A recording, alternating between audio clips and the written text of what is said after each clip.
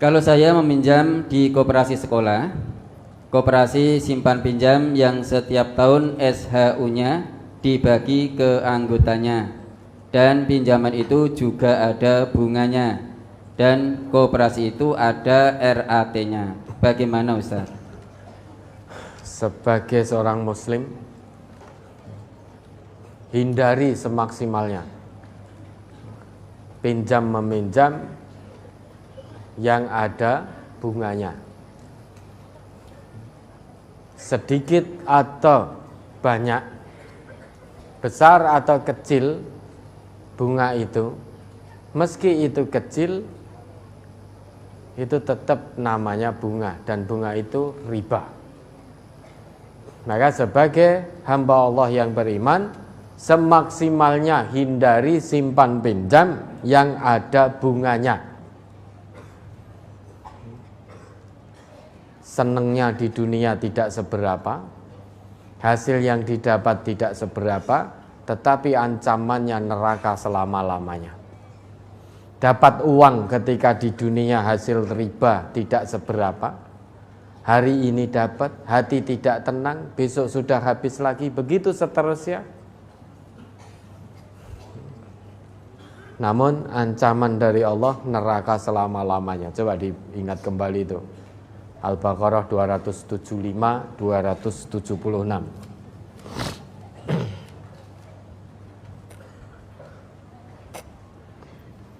Surat Al-Baqarah, surat kedua ayat 275 dan 276. Alladzina ya'kuluna ar-riba la yaqumuna illa kama yaqumul ladzi yatakhabbathu asy-syaitanu minal mas. Dzalika bi annahum qalu innamal bai'u mislur riba wa ahallallahu al-bai'a wa harrama ar-riba. Faman ja'ahu mau'izatum mir rabbih fantaha falahu ma salaf wa amruhu ila Allah. Wa man 'ada fa ulaika ashabun nar hum fiha khalidun. Yamhaqullahu ar-riba wa yurbis shadaqat wallahu la yuhibbu kulla kaffarin asim. Orang-orang yang makan atau mengambil riba tidak dapat berdiri melainkan seperti berdirinya orang yang kemasukan syaitan lantaran tekanan penyakit gila. Nah, orang yang terlibat praktek ribawi, hidupnya tidak tenang, hatinya tidak tenang. Digambarkan oleh Allah di sini, alladzina ya'kuluna riba la yaqumuna illa kama yaqumul ladzi yatakhabbatu syaitanu minal mas. Dia berdiri saja seperti sempoyongan, seperti orang yang gila, kerasukan setan karena tekanan gila. Hatinya tidak tenang. Secara maknawi, orang yang terlibat praktek ribawi, dia hidupnya tidak tenang. Hatinya senantiasa gelisah setiap saat. Baik yang ngutangi, dia juga gelisah, nek duwite ra dibalekke. Yang hutang riba, dia juga semakin gelisah, setiap hari ditagih, didatangi, bahkan sampai tinggal di rumahnya sendiri pun takut.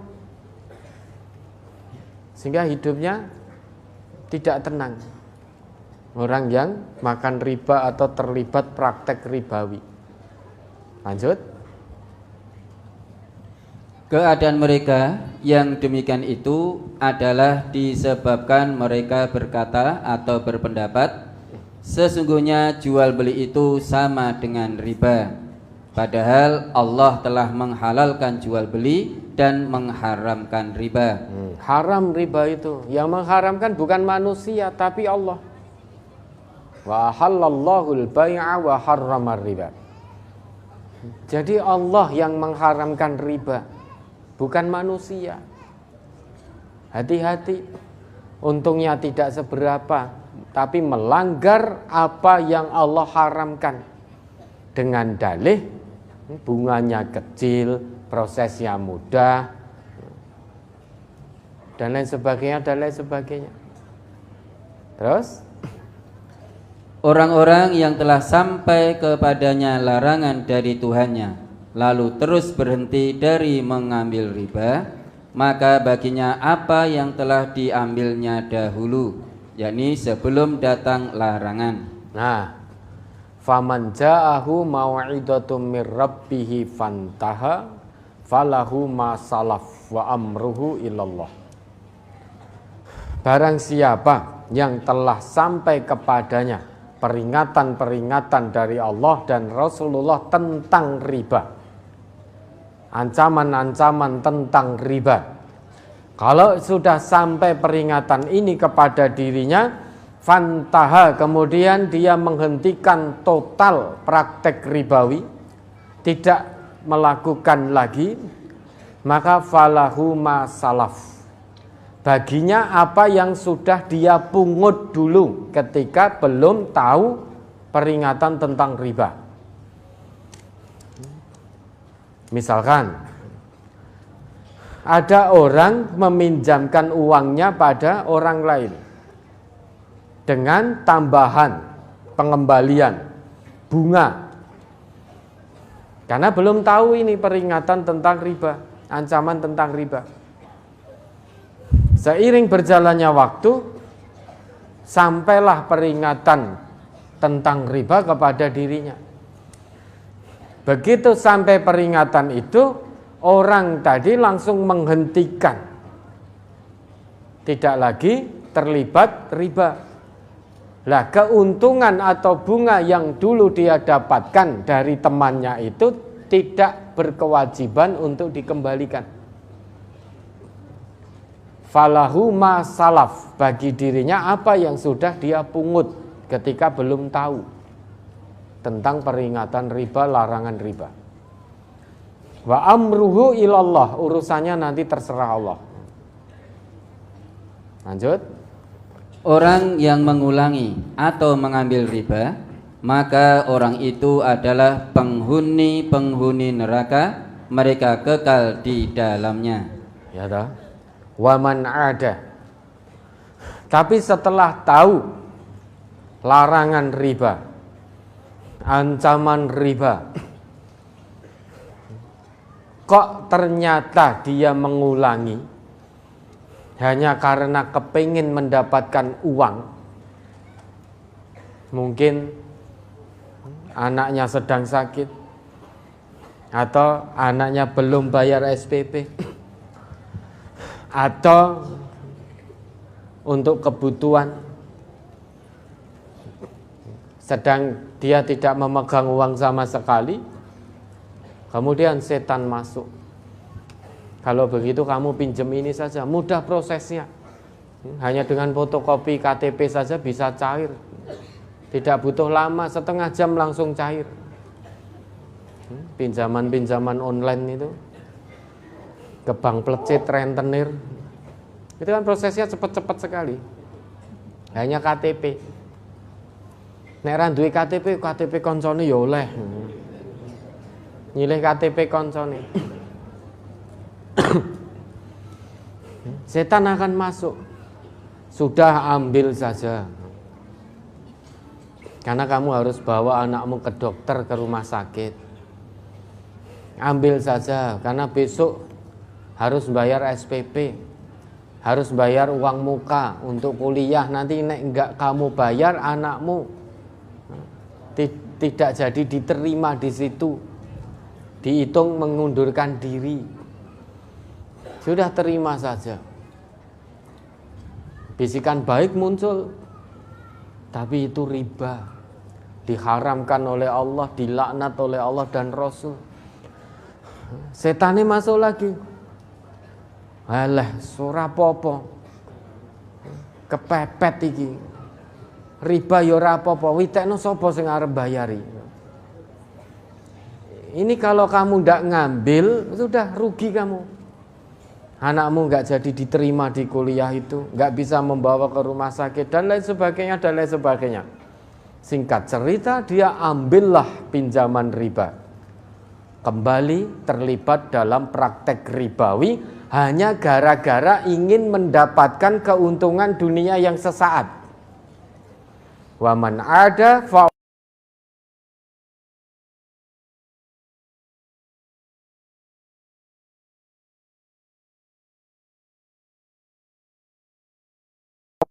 praktek riba. Memang akan dia dapatkan keuntungan dunia yang sesaat dan menipu itu. Namun selain dia dapatkan itu, keuntungan dunia yang menipu, pada saat yang bersamaan Allah siapkan neraka jahanam untuk nanti dia tempati ketika datang hari perjumpaan dengan Allah. Faulaika ashabun narhum fiha khalidun, kekal selama-lamanya di situ. Senenge ning dunya ra sepiro. Dunia ini hanya sementara, semuanya akan mati. Tapi banyak orang mengejar keinginan dunia, riba sekalipun ditempuh, diterjang. Sing penting dapat keuntungan dunia. Meski yo tahu bahwa keuntungan dunia ini mata'un qalil, mata'ul ghurur, kecil dan menipu. Ma indakum yanfadu, juga tahu pasti akan musnah, akan ditinggalkan keuntungan dunia ini. Namun tidak peduli. Mas riba yo ben. Yang penting untuk duit, iso nggo bayar kuliah. Sehingga anak saya diterima di kampus itu, bisa ngobatkan anak saya dan lain sebagainya dan lain sebagainya. Ya, berarti tidak yakin pada Allah. Ar-Razzaqnya sudah bukan Allah lagi, tapi Ar-Razzaqnya bank plecit, lembaga keuangan yang tidak syariah. Dia yakin bahwa pemberi rezekinya itu bukan Allah lagi. Maka diancam oleh Allah jadi penghuni neraka selama-lamanya. Bukan hanya itu saja. Ketika di dunia saja harta riba dimusnahkan oleh Allah. Yamhaqullah wa yurbis shadaqat, baik musnah zatnya ataupun musnah berkahnya. Meskipun punya uang miliaran tetapi nol berkah. Hatinya terus gelisah karena hasil riba. Hatinya gelisah. Ini kalau tak simpan di rumah, nanti kalau dicuri orang bagaimana? Kalau rumah saya disatroni perampok bagaimana? Habis harta saya. Kalau tidak disatroni perampok, nanti rumah saya terbakar, semua uang saya habis. Nanti kalau saya taruh di bank, banknya bangkrut terus piye? Uang saya tidak kembali. Sehingga nyimpen duitnya nganti bingung. Sampai bingung untuk nyimpen duit. Sehingga hatinya tidak tenang. Karena tidak ada berkah. Belum lagi bisa jadi Allah musnahkan zatnya dan berkahnya secara bersamaan. Yang jelas itu pasti terjadi. Yamhaqullahu riba. Bisnis yang dibangun dari riba memang ada hasilnya di awal-awal. Tapi ketika orangnya ditanya, lagi hasilnya semene, untungnya semene, nah kok entek mbok go apa mbuh ra ngerti, enggak tahu uangnya kemana. Dagangannya laris, tapi uangnya juga habis. Ketika ditanya untuk apa, enggak tahu. Uangnya untuk apa, habisnya kemana, itu enggak ngerti.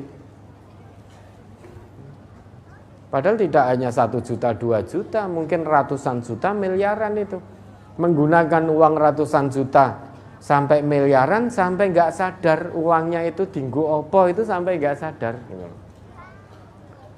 Belum lagi usahanya bangkrut dan lain sebagainya dan lain sebagainya. Tidak ada untung-untungnya orang yang terlibat riba itu. Memang di awal tampak beruntung, tapi pada akhirnya dia akan sengsara dunia, sengsara akhirat. Yamhaqullahu riba wa yurbis shadaqah. Allah hancurkan, musnahkan riba, Allah suburkan sedekah. Dan Allah tidak menyukai orang-orang yang tetap berbuat kufur dan tetap bergelimang dosa. Setelah datang peringatan, kok hanya kepingin keuntungan duniawi yang sesaat, dia tetap melakukan praktek riba, terlibat dalam praktek ribawi hanya untuk mendapatkan uang atau keuntungan yang sesaat. Dia telah berbuat kekufuran, menutup kebenaran dari Allah. Allah larang riba, dia tutup larangan dari Allah ini, dan dia lakukan praktek riba. Meski dia ngaku Islam, namun dia melakukan satu bentuk kekufuran kepada Allah. Kekufuran dalam Islam, menutup kebenaran dari Allah. Dan orang yang menutup kebenaran dari Allah inilah orang yang tetap dalam dosa. Orang yang tetap riba, dia bergelimang dosa, maka neraka selama-lamanya. Ini bahaya riba. Maka orang Islam semaksimalnya hindari yang berkaitan dengan riba apapun bentuknya. Karena riba itu ada 4 golongan yang dilaknat Rasulullah terkait dengan riba. La'ana Rasulullah sallallahu alaihi wasallam akilar riba. Rasulullah melaknat pemakan riba. Wa mukilahu, orang yang memberi riba. Wa katibahu, orang pencatat transaksi riba. Wa syahidaihi, 2 saksi yang menyaksikan transaksi riba terjadi. Kata Nabi kita, hum sawaun, mereka itu sama saja, yaitu mendapat laknat dari Nabi. Kalau Nabi saja melaknat, maka otomatis Allah juga tidak meridhoi, maka disiapkan oleh Allah neraka untuk ditempati selama-lamanya. Bagi siapa? Pemakan riba, akilur riba, orang yang memberi riba, pencatat ribawi. Transaksi-transaksi ribawi dia catat. Dia catat, dia sebagai pencatatnya transaksi ribawi. Kemudian yang menjadi saksinya, itu semuanya mendapat laknat dari Rasulullah. Betapa bahayanya riba. Dunia sengsara, akhirat neraka. Maka jauhi semaksimalnya. Jangan dekat-dekat. Karena sekali dekat, nanti kepingin kita. Segala hal terkait riba itu di awal tampak menyenangkan. Oh, proses mudah. Oh, tiba-tiba ujuk-ujuk mak betunduk uang di depan kita. Saat kita butuh. Itu di awal tampak menyenangkan. Tapi di akhir, sudah mencekik betul itu. Mencekik sekali, hidupnya tidak tenang. Nah, maka warga MTA jangan dekat-dekat riba. Dekat saja tidak boleh, apalagi sampai terlibat riba. Baik sebagai orang yang menerima riba, atau sebagai orang yang memberi riba, atau sebagai pencatat riba, atau sebagai orang yang menyaksikan transaksi ribawi menjadi saksi. Itu kalau warga MTA jangan.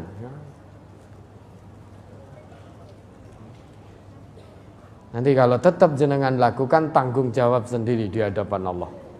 Dan tidak akan selamat. Karena menurut Allah, wa man ada faulaika ashabun nar hum fiha khalidun. Apakah lantas kita berpikir, wah ngerti orang ngaji. Nek orang ngaji kan saya tetap orang ngerti kalau riba itu dilarang. Pola pikir yang menyesatkan itu seperti itu. Karena kita diciptakan oleh Allah, hidup kita ini untuk ngaji. Biar ngerti aturan, biar ngerti tuntunan, hidupnya terarah. Sehingga ada peluang, pintu terbuka lebar untuk mendapatkan ridho dari Allah. Kalau kita tidak ngaji, maka akan jadi golongan kelima, fatahlik. Celaka, binasa. Ya, ada lagi.